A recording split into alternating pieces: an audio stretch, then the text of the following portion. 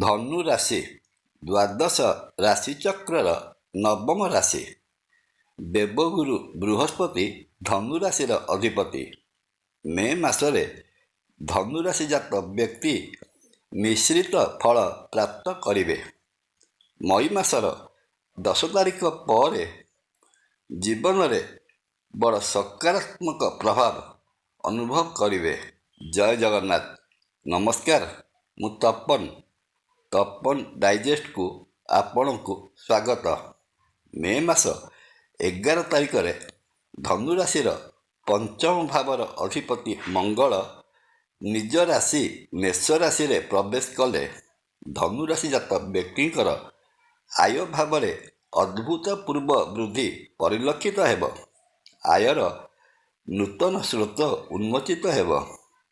ମେଷ ରାଶିରେ ସୂର୍ଯ୍ୟ ଓ ମଙ୍ଗଳ ମହାଗ୍ରହଙ୍କର ଏକତ୍ର ଅବସ୍ଥାନ ଧନୁ ରାଶିଜାତ ବ୍ୟକ୍ତିଙ୍କୁ ସମାଜରେ ସମ୍ମାନିତ କରିବ। ପତିଆରା ବୃଦ୍ଧି ପାଇବ। ବିଭିନ୍ନ ସଂସ୍ଥା ଓ ଅନୁଷ୍ଠାନମାନଙ୍କ ଦ୍ୱାରା ସମ୍ମାନିତ ହେବେ। ଶରୀର ଆରୋଗ୍ୟ ଓ ନିରୋଗ ରହିବ। ଚାକିରି କ୍ଷେତ୍ରରେ ନେତୃତ୍ୱ ନେବା ସହିତ ପ୍ରମୋସନର ଯୋଗ ମଧ୍ୟ ରହିଅଛି। ଉପରିସ୍ଥ ଅଧିକାରୀଙ୍କର ପ୍ରିୟ ପାତ୍ର ହେବେ।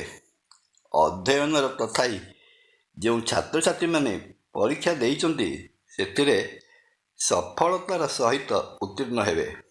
ବାଣିଜ୍ୟ ବେପାର କ୍ଷେତ୍ରରେ ରହିଥିବା ଧନୁ ରାଶିଜାତ ବ୍ୟକ୍ତି ଏହି ସମୟରେ ବ୍ୟବସାୟରୁ ପ୍ରଚୁର ଲାଭ ପାଇବାରେ ସମର୍ଥ ହେବେ। ବାଣିଜ୍ୟ ସ୍ଥଳର ବିସ୍ତାର ଘଟିବ।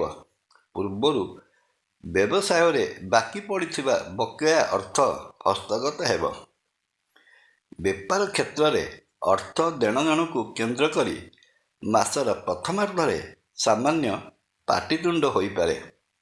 ସରକାରୀ ସ୍ତରରେ ବଡ଼ ବଡ଼ କଣ୍ଟ୍ରାକ୍ଟ ଓ ନିର୍ମାଣ କାର୍ଯ୍ୟରେ ସମ୍ପୃକ୍ତ ଥିବା ଧନୁ ରାଶିଜାତ ବ୍ୟକ୍ତି ବିଶେଷଙ୍କ ପାଇଁ ଏହି ମାସର ସମୟ ବେଶ୍ ଅନୁକୂଳ ରହିଛି। ସମୟର ସତ୍ ଉପଯୋଗ କରନ୍ତୁ। ପ୍ରେମ ସମ୍ପର୍କରେ ରହିଥିବା ପୁଅ ଓ ଝିଅଙ୍କ ପାଇଁ ମଇ ମାସ 10 ତାରିଖ ପରଠାରୁ ସମୟ ବେଶ୍ ଭଲ ସମୟ ରହିବ।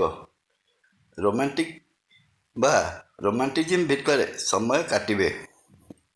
ଏହି ସମୟରେ ସହପାଠୀ ବା ସହପାଠିନୀଙ୍କ ସହିତ ନୂତନ ପ୍ରେମ ସମ୍ପର୍କ ସୃଷ୍ଟି ହୋଇପାରେ। ଅବିବାହିତ ରହିଥିବା ପୁଅ ଓ ଝିଅମାନଙ୍କ ପାଇଁ ବହୁତ ଭଲ ଭଲ ଜାଗାରୁ ବିବାହ ପ୍ରସ୍ତାବମାନ ଆସି ବିବାହ ତାରିଖ ଠିକ୍ ହୋଇଯିବାର ମଧ୍ୟ ବହୁତ ସମ୍ଭାବନା ଦେଖାଯାଏ। ଖାଲି ସେତିକି ନୁହେଁ, ଘର ଜୋୟା ହେବା ପାଇଁ ମଧ୍ୟ ପ୍ରସ୍ତାବ ଆସିବ। ପାରିବାରିକ ଦୃଷ୍ଟିକୋଣରୁ ଦେଖିବାକୁ ଗଲେ ଜଣାଯାଏ ମାସର ପ୍ରଥମାର୍ଦ୍ଧରେ ପାରିବାରିକ ଶାନ୍ତିରେ ବ୍ୟାଘାତ ସୃଷ୍ଟି ହେବାର ସମ୍ଭାବନା ରହିଅଛି। ପରିବାର ଭିତରେ ସାମାନ୍ୟ କଥାକୁ କେନ୍ଦ୍ର କରି ପରିବାରର ସଦସ୍ୟମାନଙ୍କ ସହିତ ପରସ୍ପର ପାଟିତୁଣ୍ଡ ସହିତ ମନ ଅମେଳ ରହିବାର ମଧ୍ୟ ସମ୍ଭାବନା।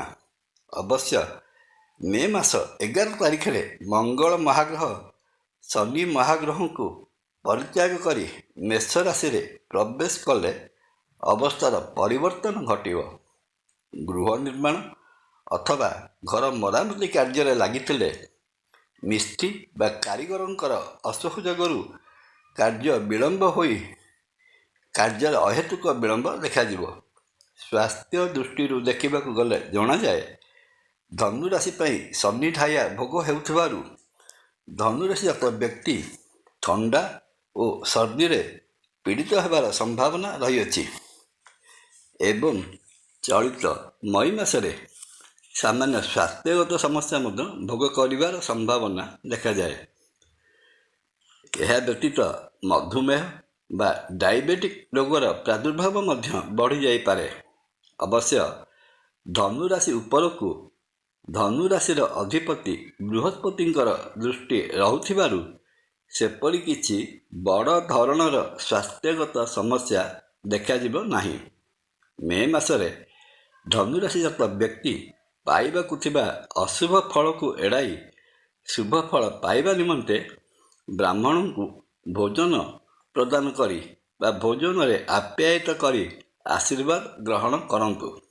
ଶ୍ରୀକ୍ଷେତ୍ର ପୁରୀରେ ବିରାଜିତ ମହାବିଷ୍ଣୁ ଶ୍ରୀ ଜଗନ୍ନାଥ ମହାପ୍ରଭୁଙ୍କୁ ଦର୍ଶନ କଲେ ଧନୁରାଶିଜାତ ବ୍ୟକ୍ତିଙ୍କର ରହିଥିବା ସମସ୍ତ ଦୋଷ ଖଣ୍ଡନ ହୋଇ ମନବାଞ୍ଛିତ ଫଳ ପ୍ରାପ୍ତ ହୋଇଥାଏ।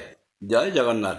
ଭିଡ଼ିଓ ଭଲ ଲାଗିଲେ ଲାଇକ୍, କମେଣ୍ଟ ଓ ସେୟାର କରିବା ପାଇଁ ଅନୁରୋଧ। ନମସ୍କାର। ତପନ।